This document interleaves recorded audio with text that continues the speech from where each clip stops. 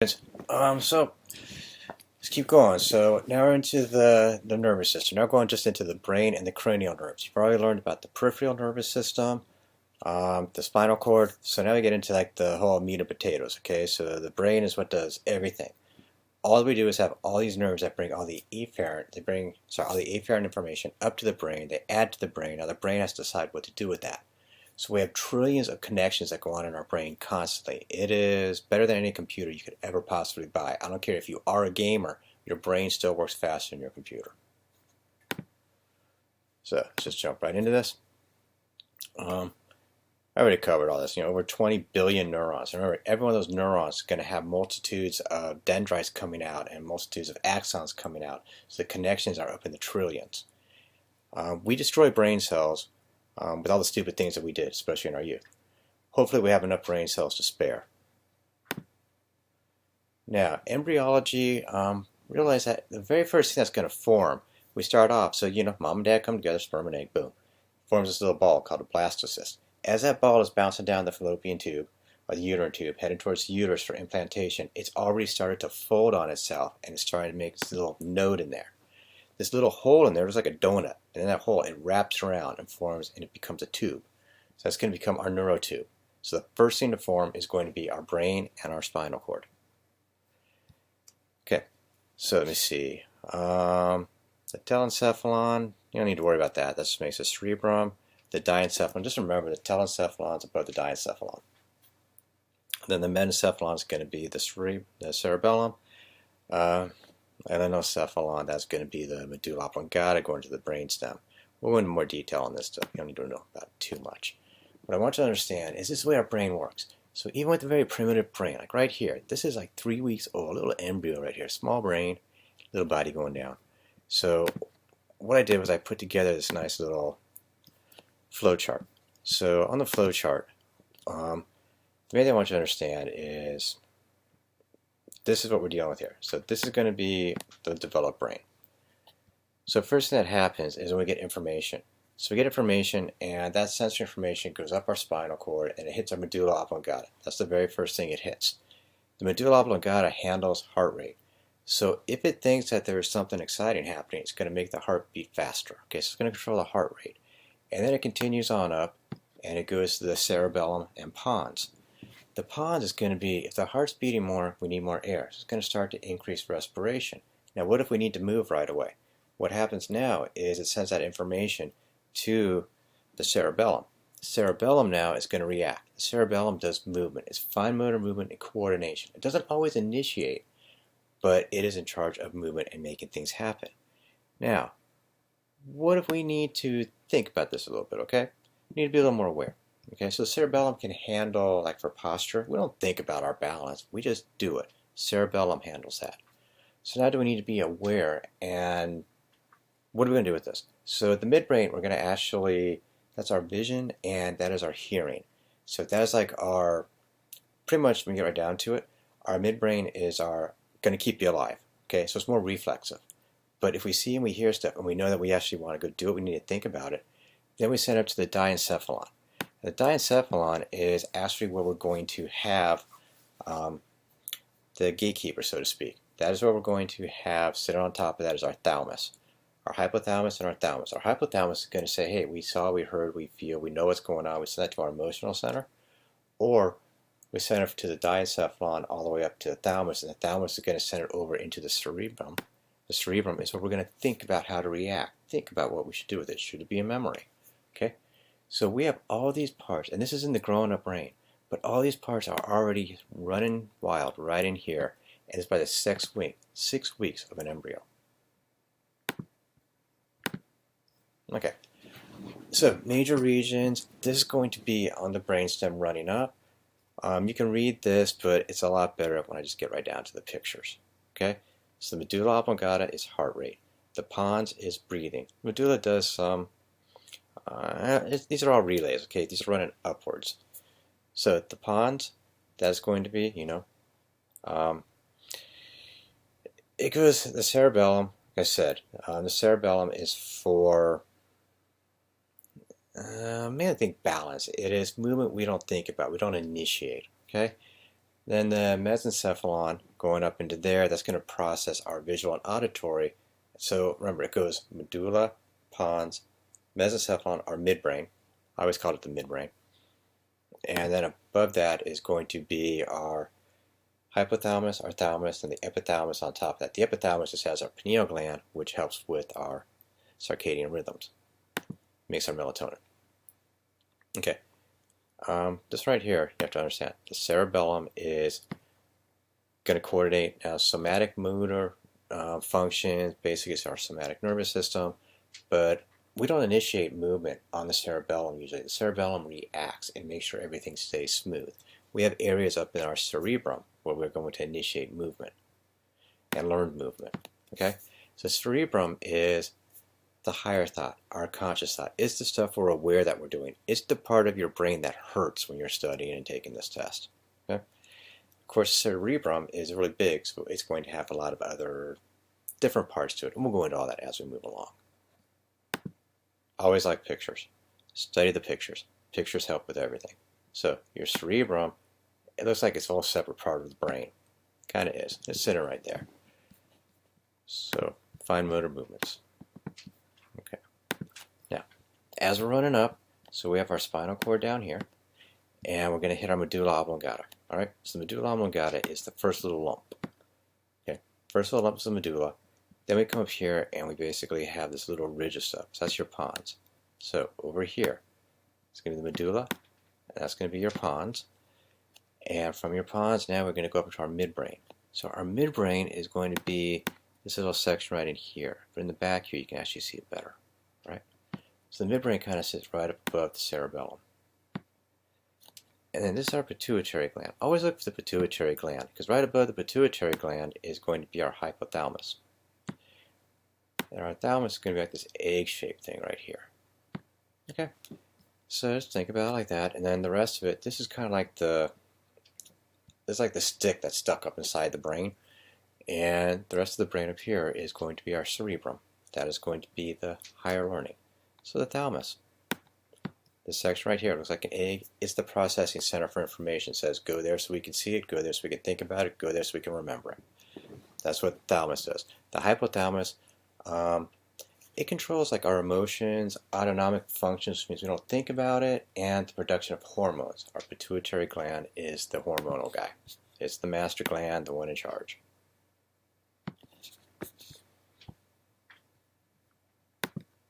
Okay, so as we can see it right here, we are now going to go, once again, this is on a brain cut in half. So, medulla oblongata, medulla oblongata, pons, pons, midbrain, midbrain. Midbrain is cut, so you can't really see it too well on this one. I don't really like this one now, but this is pretty good right here. Okay, this little thing right here, that is going to be your pineal gland. So under our pineal gland is going to be the epithalamus. Don't want to talk about that too much. Just understand the pineal gland for sleeping, epithalamus. So it's going to be our thalamus right in this area. So if that's our thalamus, this is going to be our hypothalamus, and then just look right here. You always look for the pituitary gland. The pituitary gland just kind of hangs down, and that's how you know where the epithalamus is.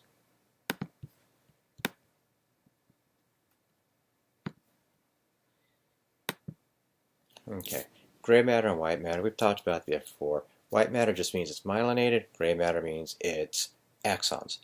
Okay, so you can actually see the outer, so the cerebral cortex. This is going to be where we have all the gray matter. This is where we have most of the connections that go on.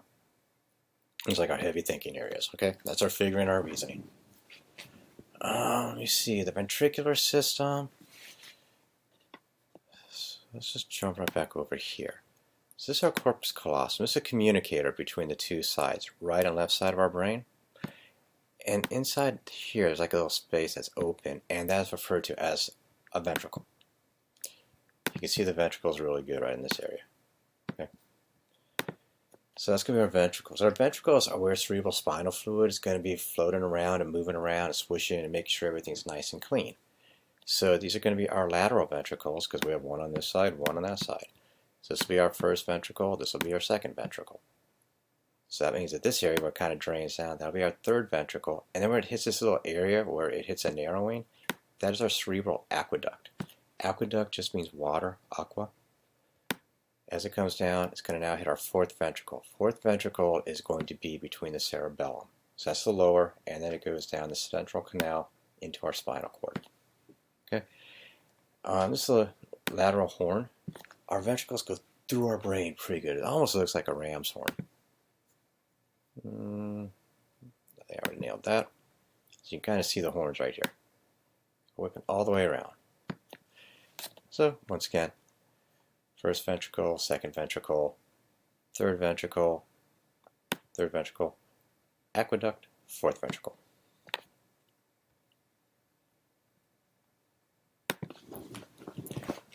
Oh yeah, if you get meningitis is actually you get an infection. A lot of times it goes goes up through your cerebral spinal fluid, so you get an infection inside your brain, which is the reason why meningitis is so deadly. It's just another way to show the cerebral aqueducts, to show basically just where your cerebral spinal fluid goes. But look how it kicks way back here. Kind of a cool looking thing. Sort of looks like a weird space creature in there. Okay, now the meninges are what wraps around our brain and our spinal cord. The only thing we worry about is the dura mater. It is durable, very tough. Arachnoid matter kind of has like spiderwebby looking things in there. The spiderwebby looking things, we'll talk about those. Those are what stretch out. Well, they hold your, let's just think about this, they hold your veins. Stick with that right now. We'll go into more detail. Pia mater, that's the deepest, innermost. Pia mater is very fragile.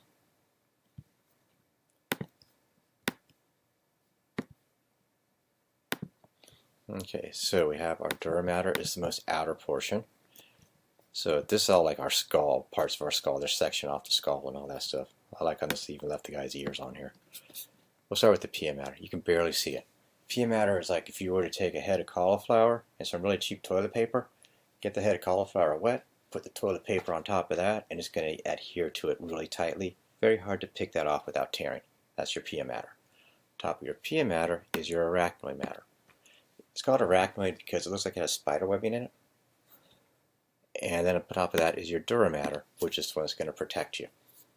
And then we have our skull. So, periosteo. So peri and osteo means bone. So that is going to be the outer portion of your dura mater. And it goes down into the meningeal. So cranial dura mater, that's going to be the inner layer. Got a little space in between there. So as you can see right here, that's the periosteal, and this is going to be the meningeal. Okay, I'm not worried about all that stuff. Duracinus just means a space. Okay, now with these meninges, they don't just cover the outside, they go around the brain very well. So you have to be cautious when you read. Cerebri just means the cerebrum, the bigger, higher thinking. Cerebelli means the double L, cerebellum, 2 L's. Hey, look here, 2 L's, cerebellum. Okay, just keep it like that. The sella turcica is where the pituitary gland sits. Now I can talk about this. We can show all these things right here. None of it'll sit in until you see the picture. So here we go. This one right here, so this is going to be our false cerebri. This is our cerebrum. If you take a look, this is the higher thinking areas. Okay, it goes all the way around. Frontal lobe, parietal lobe, all the way to occipital lobe. Our false cerebelli, this is where our cerebellum would be. So it goes over here. Okay, splits it into right and left halves. And then we're going to separate out the cerebellum from the rest of the brain. So we have this tentorium. So the tentorium is this area right here. I always think of it as the tentorium as a tent. Tent is a covering. So it's the tent that covers our cerebellum. And then of course the one where I have absolutely no real clue how they decided to come up with diaphragma.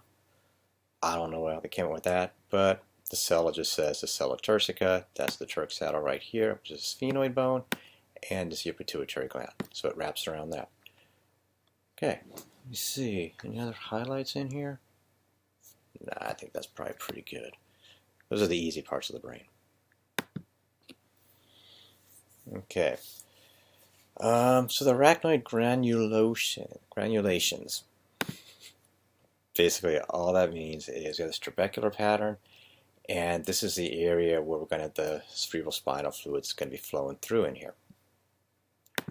But the other thing that this does is these little things that anchor, so they anchor your brain, your pia mater and your brain to your arachnoid, which then is up on your dura.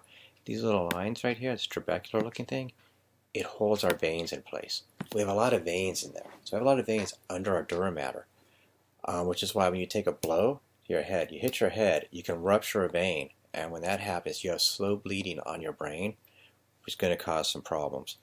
I've also heard, I'm not entirely sure, but this makes sense. If you have overindulged in alcohol, you get very dehydrated because your liver is now taking a lot of water to try to process the toxin, which alcohol is considered a toxin. Plus, alcohol shuts off your antidiuretic hormone, so there's nothing to stop you from peeing. Okay, diuretic makes you pee.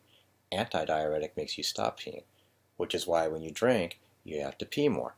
So all these things make you dehydrated. And one theory I read is when you get dehydrated, since your brain is primarily water, your brain starts to shrink down some, and it puts stress on these that are holding you.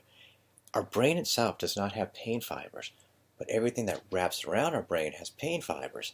So maybe this is the reason why you put tension on here, the trabecular, you put tension on that, it starts to pull on all that, and that is why you get the bad headache right up in this area, and all the noise bothers you. So that's our higher thinking areas. So our higher thinking areas are strained from alcohol and being tugged on from these things. And that is why when you get a really bad hangover, drink some Pedialyte, then drink lots of fluids. Do whatever you can. Better to prevent it, but we all have to learn somehow.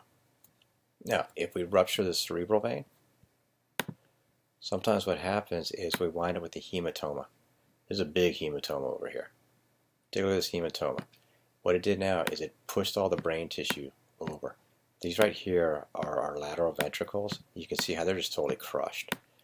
So that is a medical emergency. You better relieve that pressure or this person's going to die. Thing is that happens is they normally hit their head. They don't feel all that bad. They feel a little dizzy and woozy, a little tired. They want to go to sleep. They lay down and this keeps on bleeding because this is veins. It doesn't bleed fast, but it just bleeds. And a lot of times they don't wake up. The pia mater, what I want you to understand is the pia mater, let me see. The pia mater is kind of like this fragile thing. It's just a barrier. So, don't worry too much about the pia mater. Okay, all the cerebral spinal fluid does is it flows around the brain and all the neural tissue. It helps to it transports waste away from the central nervous system and everything. Cerebral spinal fluid actually is kind of like a cushioner too, sort of a shock absorber. Okay, let me see, it's being the choroid plexus. All that means, we talked about these epidermal cells. So that's where it's made. Don't worry too much about that. Okay, the flow of it. So all I want you to understand is it flows kind of in between the arachnoid and the pia. So it goes around, then it comes out and it'll go through these little granulosome things. Goes around the whole brain, all this stuff, goes down and around the spinal cord. Don't worry, just know that it's the washer. Okay, it just washes your brain and spinal cord. It keeps it clean. Problem with blood supply to the brain. Okay, so arteries normally go to the vein. We have a carotid, where we take our pulse, and the vertebral, which comes from the back of your head and runs up, goes through your upper three vertebrae. If you get a blood clot, there's all sorts of numbers of things that can cause a cerebral vascular accident. It's also called a stroke. So that's the main thing with our brain, strokes. Okay.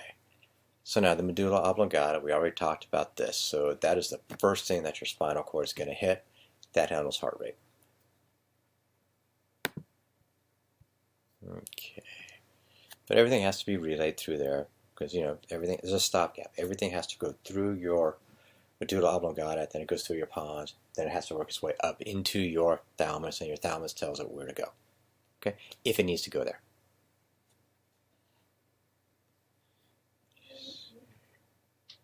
There's a lot of stuff I want to go through.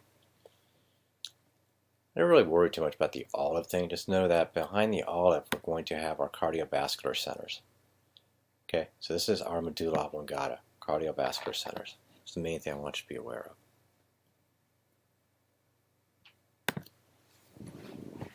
Okay. Let's see. So, cardiovascular and some respiratory, because the heart and lungs go together. Once again, we're still talking. All of this is the medulla oblongata. Okay, now the pons, it actually sticks out a little bit. And the pons, the cool thing about the pons, it's right here. It's a big bulge. And the pons is mainly just for respiration. Okay, I don't want to get carried away with the pons too much. Where's that one? So it is mainly just breathing. Let me see. Yeah, just think about it that way. Now the mesencephalon, that's the midbrain. So we have these corpora quadrigemma. They're made up of your inferior colliculi and your superior colliculi. I always think about this. It's vision first, then hearing. So the superior is going to be for what we see, and the inferior is going to be our auditory, what we hear. These are reflex things. Okay, so when you get the stimuli, you look and you turn. Okay, so if you hear a noise to your right, you're going to automatically turn and look to your right. To your left, same thing. If you hear a noise to your right, you're not going to turn around like this. It's called survival. It takes too long. So the midbrain is going to be primitive reflex reactions. Okay, so the midbrain, being right in this area, you can basically see it's right here by the cerebellum, which is like quick movements. Okay.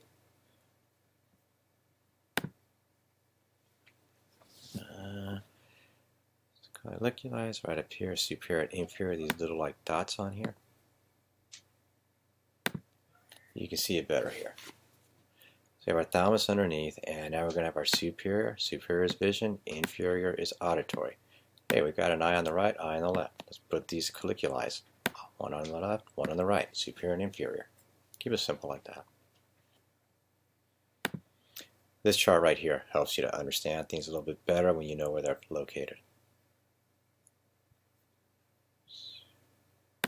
I like these charts, but you're capable to read them. I don't need to read it to you.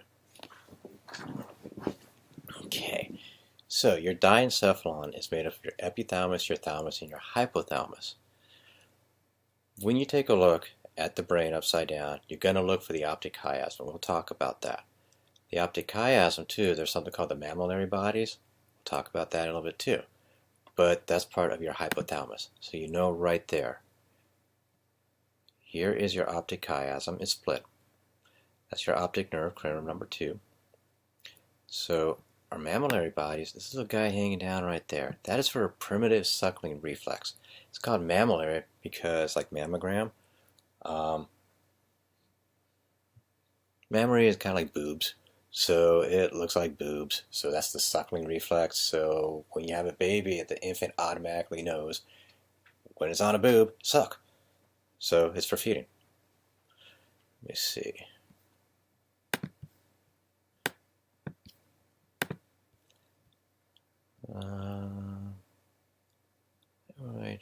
So they actually cut it. I don't know why they had to cut the infundibulum, because usually hanging down here is going to be the pituitary gland.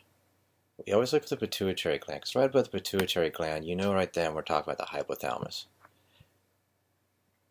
Now, this is going to be the pineal gland. So from the pineal gland, we know that we are talking about the epithalamus. All right? Which means this right here has to be our thalamus. Kind of this big egg-shaped thing. Corpus callosum up here communicates right side and left side.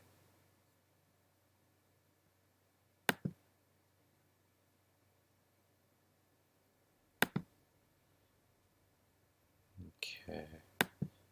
I don't really think it should be held so much for this, because I just want you to understand that the thalamus is the guard keeper. So the limbic system up here in the front, that associates things with emotions.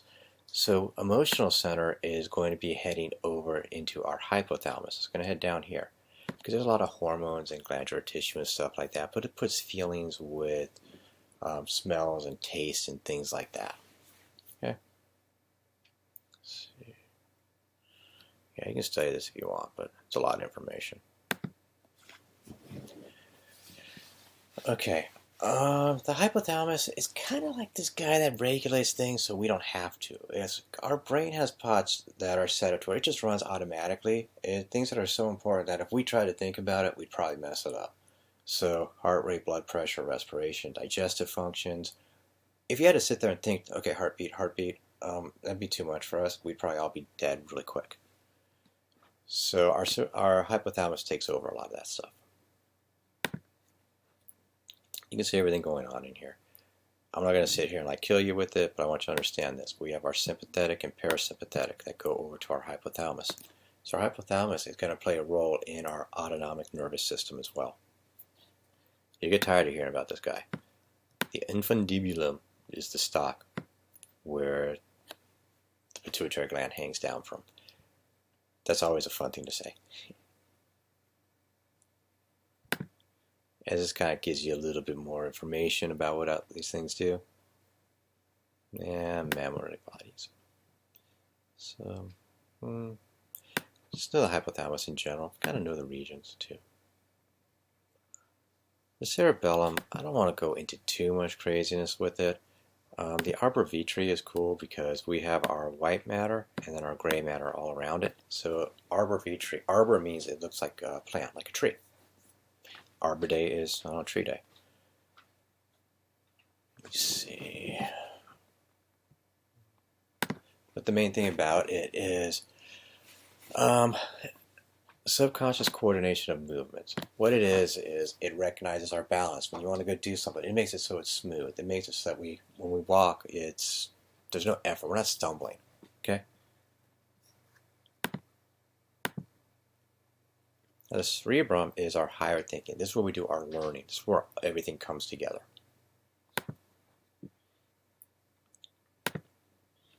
Okay.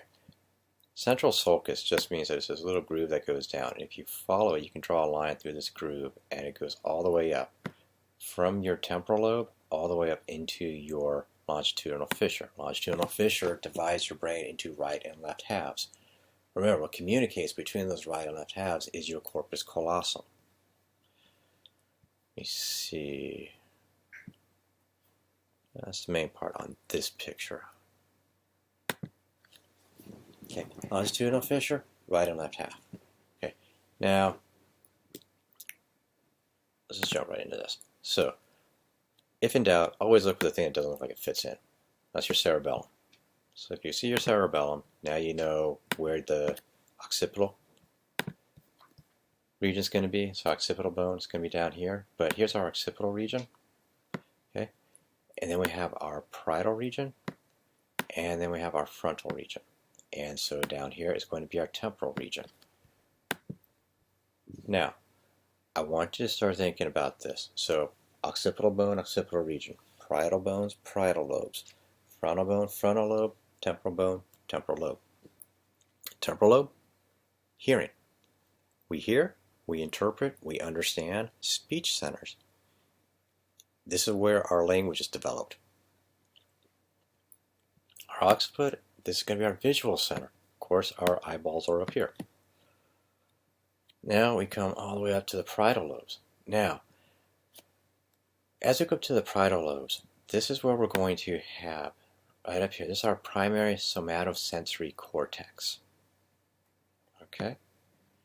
What that means is this is where our senses, when we touch things, when we feel things, it's what allows us to reach into the back of our car, underneath our seat, the back seat, as we're trying to, futz around, and we can't turn to look, but we're trying to find our phone. I fell back there. So we know how to find our phone, our charger. It's what allows us so we know what things feel like, so we know how to grab them. It is our tactile sensations and memories.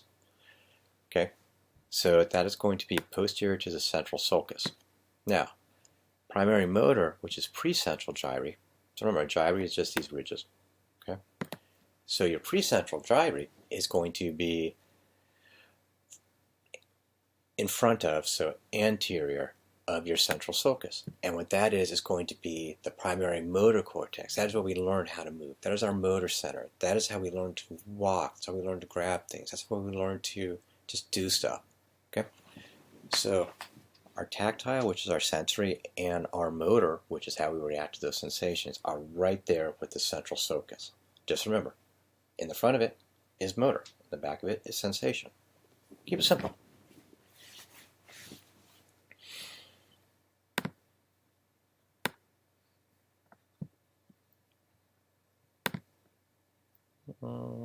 I just covered those. Just cover that one too. Okay. And remember, tactile is also pain, pressure. You know, that's where we know that we got a boo-boo. Okay. So association areas. I want us to understand what association is. Occipital, visual cortex. You see something, you learn it.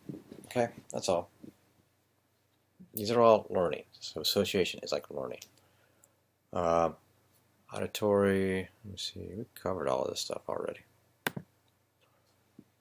Now you go to the higher functions. There's a lot of stuff that goes on in the brain. So, integrative means that we take in sensory stimuli, motor responses, we know how to react to what it is we feel, we know what we're feeling right away, we know how to react. These are all the areas that make it so we are these higher learners. Okay? Let me see. So let's start off the prefrontal cortex. Let me see. So this is our like real thinking and reasoning and our emotion. That's our higher thoughts. Now Wernicke's is analytical. So it is your analytical and it actually plays with your emotions. So I think people that are like very high in their Wernicke's, they're the ones you think don't have a lot of percent. They're constantly like thinking. Okay, Broca's is kind of a cool one because Broca's is a speech center. So it helps you to regulate just how you talk. Like my Broca's area right now is on high because I'm not talking to anybody, so I'm just talking to this computer. So I'm just going really quick. Let me see. That's all I really need to know about that. Okay, prefrontal cortex. What it does is, this is like thoughts and emotions. So they used to go up and they like basically Roto-Rooter and screw this thing.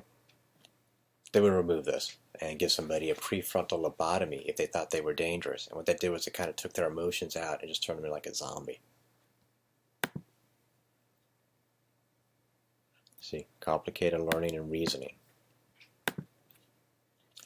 Okay, right and left. So your left is more your right in mathematics. So your left is more like your literal. Your right is more of your visual. Your, I don't want to say your emotional, but it's more of your. It's not your reasoning center. See. I want you to understand about the projection fibers is our brain does communicate, okay? So this is our corpus callosum. You can see how we're going to have these fibers going from right side to left side. So that way we're not all analytical and we're not all going to be artsy. Okay, everybody's a combination of stuff. So that's what these projection fibers do. Are they connect the two sides?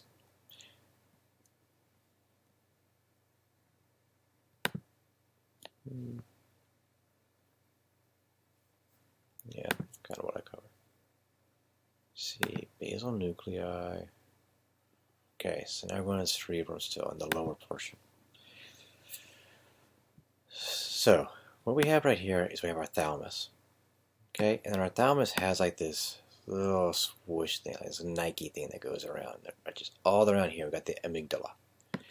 So the amygdala is kind of like emotions. Over here is going to be our hippocampus, and it's going to be a lot of motor pathways, learn motor skills. So you can see it, they're right there by their post-central sulcus and the pre-central sulcus. So sensation and reaction motor to it. Okay. Let's see.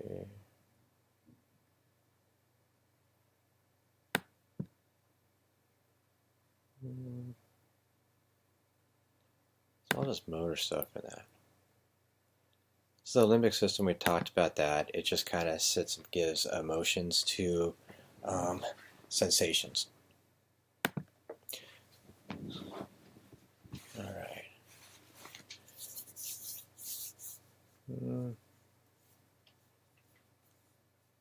Just trying to think what I want to talk about here.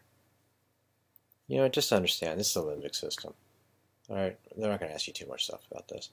It involves the hypothalamus and the thalamus. All it does is the emotional center. So, for lack of better terms,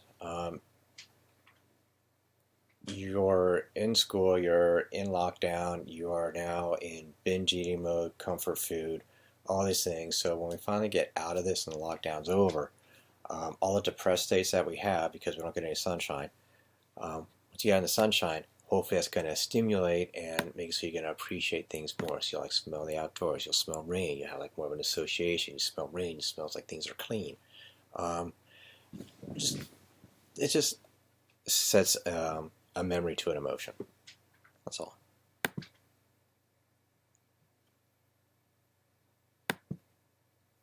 Okay. So your hippocampus right here, this portion, when you started to come to school, it wasn't that big. That pain you have when you're studying, that's your hippocampus getting bigger and bigger and learning. The hippocampus, what it does is it helps you as far as memories go. So it helps to store memories. It helps for learning. And be careful. The caudate nuclei, a lot of times they'll ask you, they'll put a picture like this up and look for the lateral ventricle. Look for the lateral ventricle, and just off from the lateral ventricle, more lateral than lateral ventricle, you'll see this little discolored thing. So that's going to be your caudate nuclei. I always ask you on that one because it is just this weird thing that wraps around, and you need to know the brain from a cross section, anterior to posterior, and coronal, right to left side, and gross, just looking at it. Okay, so cranial nerves, let's jump on that. Okay, first one is going to be your olfactory, so that's going to be smell. This sits right on top of your cribriform plate, and the cribriform plate is right there on top of your nose. So this one right here always looks better. It says cranial number 1. And we're going to have our optic nerve, optic chiasm. This is going to go over to your eyeballs. That'll go to an eyeball. This will go to an eyeball. Okay? Here's your cranial nerves. I put this in here for you, so it tells you what everything does. Alright? So, olfactory is smell. Number 2 is optic is vision. Number 3 is ocular motor, eye movement. So that's going to be your eyelid opening up and eyeball movements. Trochlear is going to be another one. That's cranial number 4. That does your superior oblique. So what this one does is the oblique muscle comes around and it locks. So what this one does is it turns your eye down and out. So it takes your eye and it moves it down and looks out. We are gifted as humans. We have the superior oblique and inferior oblique along with our rectus muscles. So because of those, we're allowed to give that disapproval, oh yeah, roll, that eye roll. Okay? So that's what our trochlear helps with. Our trigeminal is 5. This one right here is chewing and touch. When you chew, that's your trigeminal. When a guy shaves his face and he cuts himself, the pain is going to go through the trigeminal because that is touch. It's not muscle movement of the face, it's just touch. Abducens is 6. Turns the eye laterally, so it helps you look off to the side. But realize, in my right eye, if I look to the right, my right eye is looking lateral, my left eye is looking medial. Okay? So it's not the same muscles, which means it's not the same nerve that's controlling it. Okay? My right eye is going to be using the abducens, cranial nerve number 6. My left eye is going to be using the ocular motor, cranial number 3. Understanding these things helps when they do a neural exam, so you know what's going on in the brain. Your facial nerve, though, is going to be the big player. Remember, trigeminal is touch, facial is movement. Okay? So you cut yourself shaving, and then you go to put the aftershave on, because of stinging. You go to put that on, and the pain is from the trigeminal. The face you make, that's the facial. Okay? Keep it like that. Simple. Vestibulocochlear. Cochlear apparatus is for hearing. Vestibular apparatus is for balance. So cranial number 8 is hearing and equilibrium, hearing and balance. Glossal means tongue. Pharynx. Pharyngeal is the back of the throat. So glossopharyngeal is going to be for your tongue, which is taste, and kind of like helping you to swallow, blood pressure, cardio. Vagus actually goes all the way down into your thoracic region and into your stomach. So it helps with digestive, helps with your heart. Kind of the only one that really goes down. Spinal accessory nerve, we just weren't sure what to call this one because all it does is lift your shoulders up. And hypoglossal. So glossal, this is the main tongue one. It allows you to do things like this. If you can't put your tongue in a roll like that, it means you're missing the gene that allows you to do that. Some people can't do that. Some people find that fascinating. Okay, olfactory, just smell. Keep it simple. Okay. So right here is the cribriform plate of the ethmoid bone, and here's all the nerve fibers sticking into your nose. You breathe in. I like the fact they put a little hair in here. You breathe in some chemicals, it stimulates this, fires off, and all of a sudden you're like, "Ooh, man, you gotta take a shower." Okay? Most of our smells that we smell are bad. Optic nerve, this is for our vision. So we got our eyeballs right here. What you should be aware of, though, is that the corpus callosum, not the corpus callosum, at the optic chiasm, what happens now is all the visual that was coming from this side, so you look, it's going to hit this side of the retina. It's this side of the retina. It's going to come out here, and that field's going to stay here. You see, and the one that hit on this side, coming out here, and it's going to come out and it's going to join with this visual field. So both visual fields, this visual field, this is your left visual field, is going to hit the right portion of your retina. But those have to come together, and then they travel to your occiput, your visual center, together. Same thing happens over here.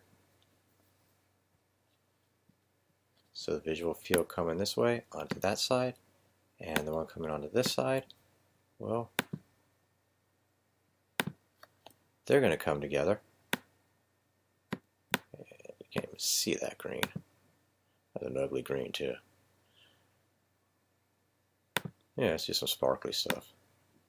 So that's going to run down. And you see this one stays on this side. And the one that hit over here, on the right side, now this one comes down and it crosses over. So they both come together. Remember, our optic chiasm is nothing more than where the visual fields come together. Oculomotor just moves the eyeballs. Okay? So it's going to be in charge of your superior rectus, your inferior rectus, your medial rectus, and your inferior oblique. I left out a couple. We'll talk about that in a little bit. So, when in doubt, pick oculomotor. It controls the most.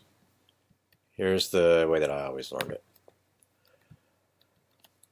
Let's see, put a text box.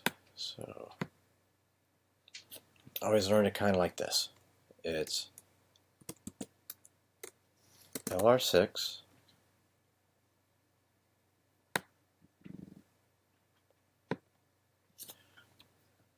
see. Okay. So LR6 SO4 all others 3. What that means is simple. Lateral rectus, cranial number 6. Cranial number 6 makes it so you can look.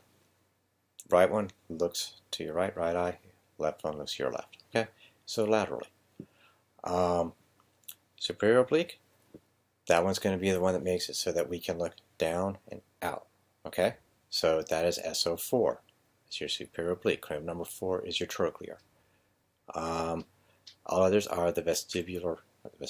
All others are going to be your ocular motor nerve, because that does all the rest of your muscles for eye movement. Oculomotor also opens up your eyelids. Okay. So here's your trochlear, 4. What does this one do? Superior oblique. So this is your SO.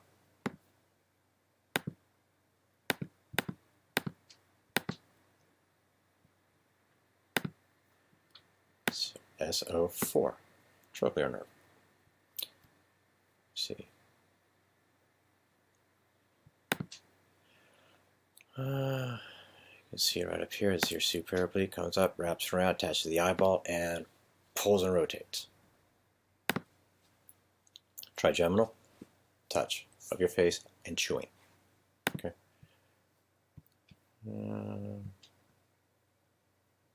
Gotta be careful because your trigeminal nerve comes right up here, and your facial nerve comes pretty close to it.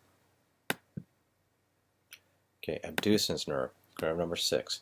All the abducens does is lateral. So it lets your eye move lateral. Okay, lateral rectus. Let me see. That's the abducens, lateral rectus. We're moving along pretty good. So facial is movement of the face, and it also has sensory for taste. So you can see it goes all the way over into this area, so it's going to hit into your tongue. Okay, now let me see. So comes out, reaches around, goes all the way up to here. So that's your facial nerve. Wraps around. Gotta be careful though, because part of your facial nerve, it comes really close to your vestibulocochlear nerve. Vestibulocochlear. So this little section right here kind of looks like a snail shell or a conch shell. That is for hearing. So that's your hearing portion of it. This is the vestibular portion of it. This is for balance. Let's see, glossopharyngeal. So glossal is tongue and pharynx. So going down helps like swallowing and saliva and all that stuff. So your vagus, it's the only one that goes all the way down into this area. Sometimes people faint because their vagus nerve gets overly stimulated. It's a vasovagal. So vasal means blood vessels. Vasals dilate. Blood pressure drops. You faint. Syncope. Accessory. Goes here your shoulders. Elevates your shoulders. And the hypoglossal just goes right to the tongue. Movement of the tongue. Okay, this was a big one. I know it. We went through 118 slides. Look at the charts. Best way to do this one.